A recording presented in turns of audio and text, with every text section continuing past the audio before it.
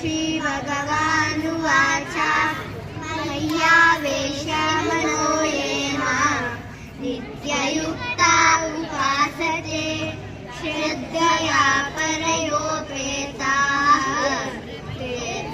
युक्ततमा मताः ये त्वक्षरमनिर्देश्यम् अव्यक्तं पर्युपासते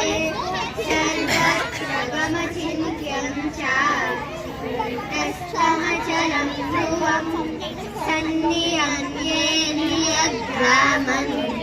सर्वत्र समबुद्धयः ते प्राप्नुवन्ति मामेव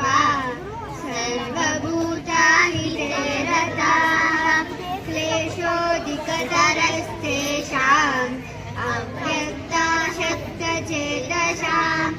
अव्यक्ता हि गतिर्मुक्तम् देहवद्भिरवाप्यते ये तु सर्वाणि कर्माणि सन्न्यस्य मत्पराः अनन्येनैव योगेन मां ध्यायन्त उपासते तेषामहं समुद्धर्ता मृत्युसंसारसागरः भवामि न चिरात् पार्थः मय्यावेशितचेतसां मय्येवाननादत्स्व मयि बुद्धिं निवेशय निवसिष्यसि मय्येव अत ऊर्ध्वं न संशयः अथ चित्तं समादातुं न शक्नोषि मयि स्थिरम्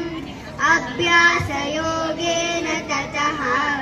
मामिच्छाप्तुं धनञ्जय